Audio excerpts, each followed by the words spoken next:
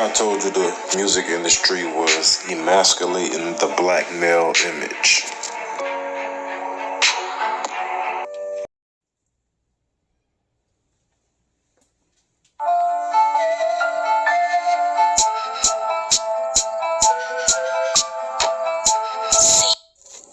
Now we are on to the music industry.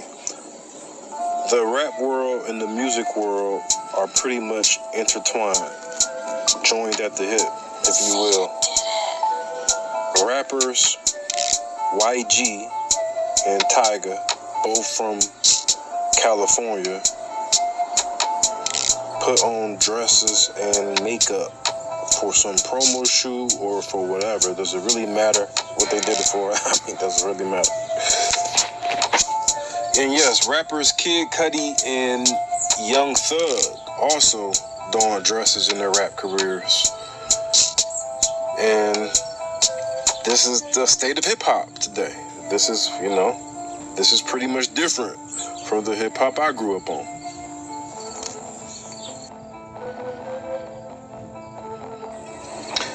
So, this fella here is Robert Adrian Stringer. He's a British music industry executive, chairman of Sony Music Group, and the CEO of Sony Music Entertainment. Why he is so significant to this video is because he is responsible for the music careers, rap careers of Jadana, Tyler the Creator, and Lil Nas X. Do anybody know what's the correlation between these three entertainers? You guessed it. You guessed it. They all support the alphabet community. All three of them. In one way or another, they all support or they are a part.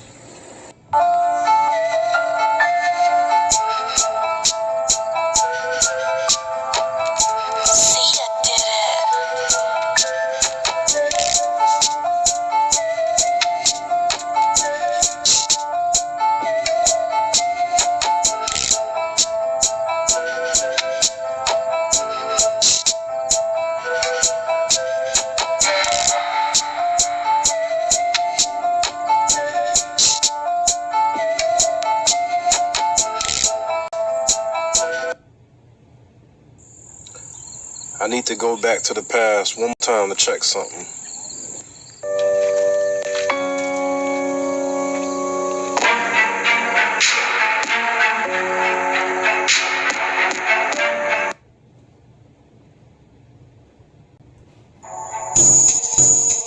The genesis of how Hollywood was created, who created Hollywood, and how we was depicted by these certain people.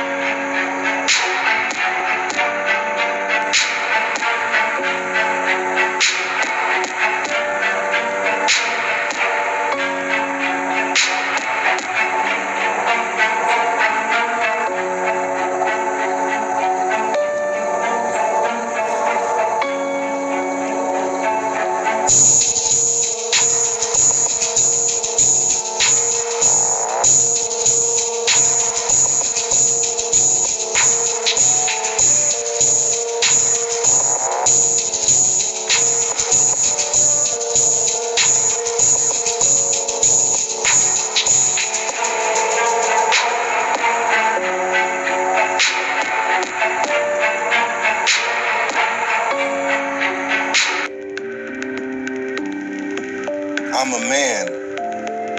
I am a man. I am a man. I'm not no boy, not no girl, not no lady. We men.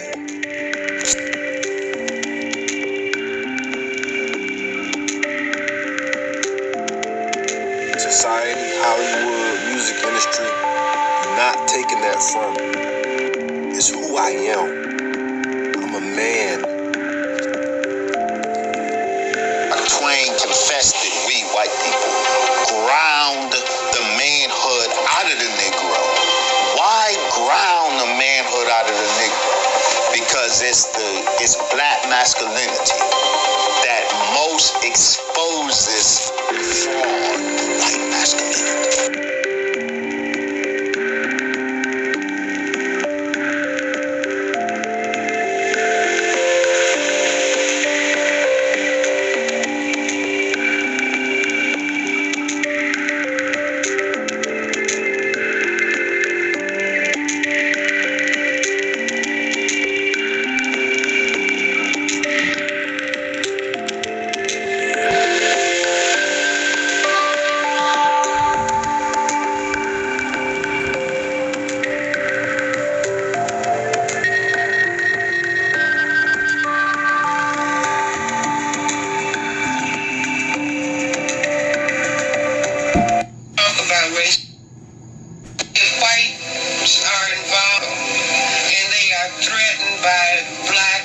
Masculinity, then I have to reduce his masculinity. And we just recently had the president at Morehouse have to say the male students cannot wear high heel shoes and dresses and carry purses.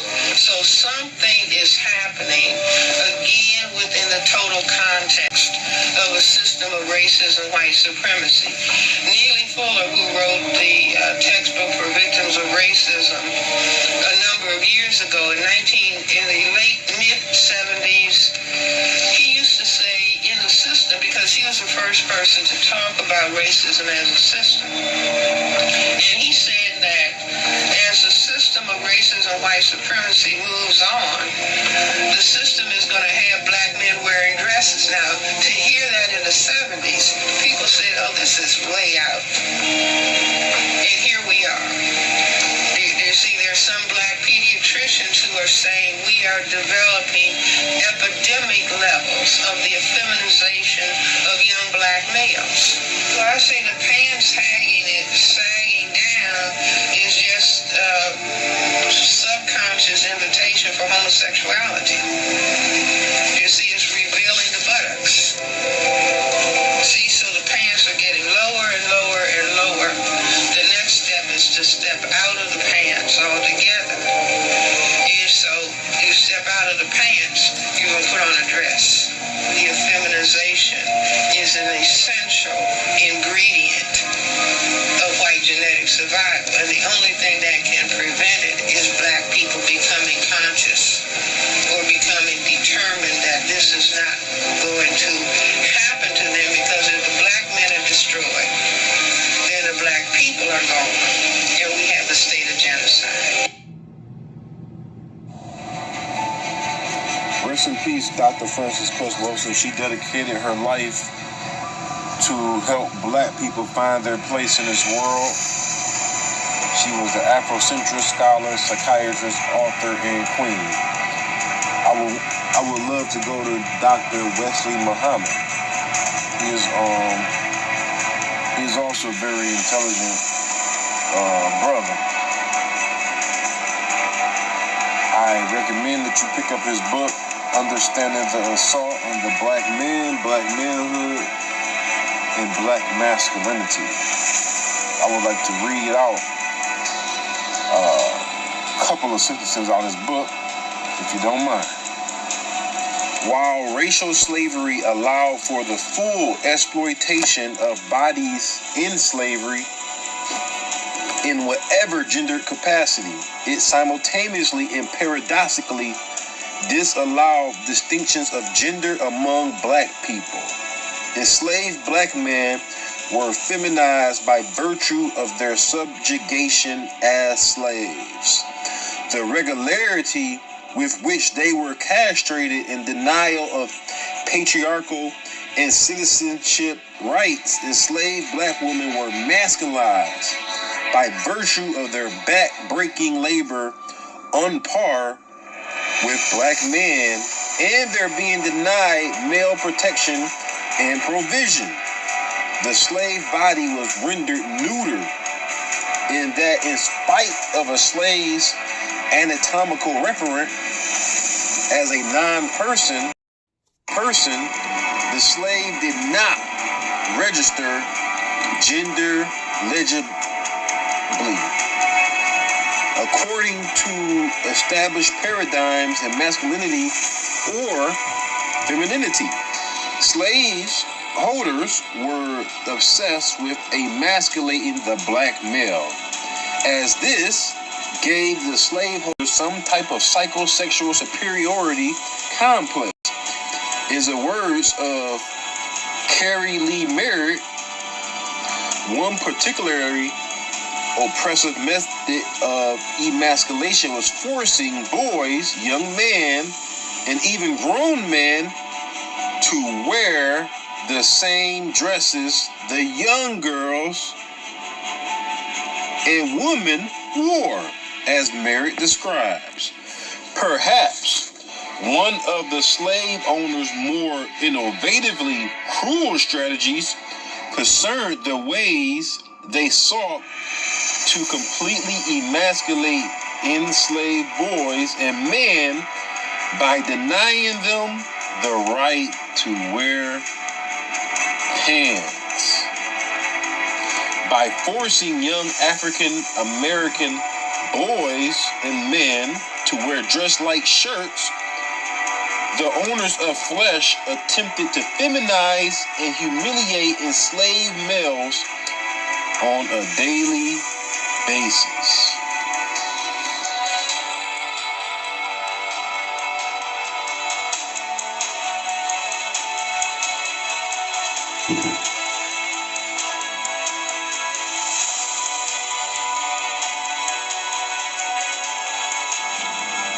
Shout out to the brothers who refused to put on a dress, who wouldn't compromise their morals, integrity, and beliefs for money or a bag. Shout out to y'all.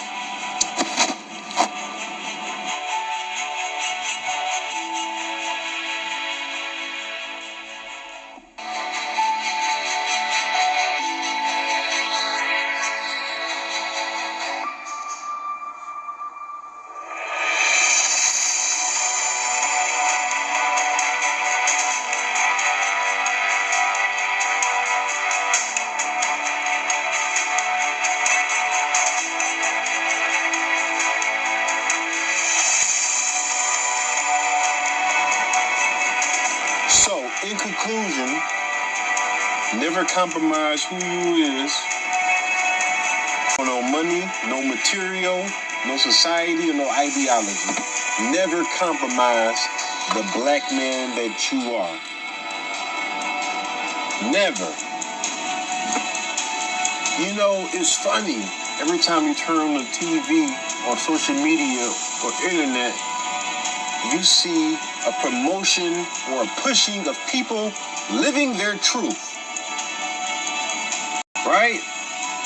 You see a promotion and a pushing for people to live in their own truth. Come out the closet, be who they really are.